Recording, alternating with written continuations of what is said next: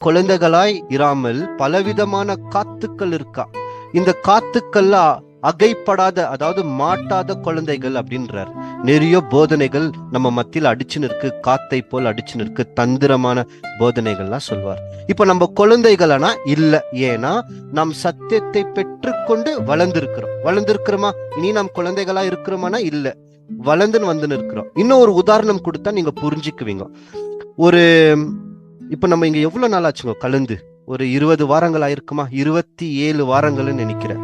ஒரு 27 வாரங்களுக்கு முன்னாடி நம்ம ஆரம்பிக்கும் போது எப்படி ஆரம்பிச்சிருக்கோம்னா, பாலைத்தான் உட்கொண்டிருக்கோம். அந்த பாலை பத்தி சொல்லும் போது நம்ம அப்பதான் குழந்தைகள், புதிதாய் பிறந்த குழந்தைகள், கொஞ்சம் கொஞ்சமாக, அதாவது அந்த சத்தியம் கொஞ்சம் கொஞ்சமா தான் நம்மளுக்கு வந்தது.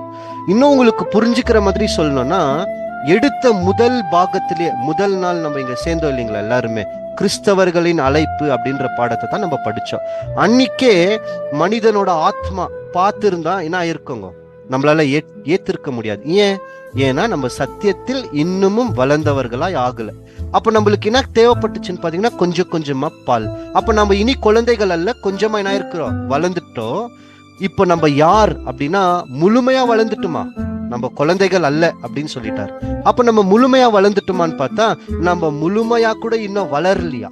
அடுத்த வசனத்துல சொல்றார், எபேசியர் 4:15 தலையாகிய கிறிஸ்துவுக்குள் எல்லாவற்றிலும் நாம் வளர்ந்து வருகிறவர்களாய் இருக்கணும். அப்போ தலையாகிய கிறிஸ்துக்குள் எல்லாவற்றிலும் நாம் வளருகிறவர்களாய் இருக்கணுமா? அப்போ கிறிஸ்து மாதிரி நம்ம வளர்ந்துட்டுமா அப்படின்னா அதுவும் கிடையாது. நாம் குழந்தைகளா கூட இல்ல. நான் சொல்றது புரியுதுங்களா? நாம் குழந்தைகளா கூட இல்ல, தலையாகிய கிறிஸ்துக்குள் எல்லாவற்றிலும் வளர்ந்தவர்களா கூட இல்ல. அப்ப நம்ம யார்தான்? வளர்ந்தவர்களும் இல்ல, குழந்தையும் அல்ல. இன்னும் என்ன ஸ்டேஜ் தான் இருக்குதுங்க? இதுக்கு ரெண்டுக்கும் மத்தியில இருக்கிறோம், வாலிபர்களா இருக்கிறோமா இல்லையா? குழந்தைகள் அல்ல, வளர்ந்தவர்களும் அல்ல. அப்பனா இன்னைக்கு நாம் இருக்கிற நிலைமை வாலிபர்கள்.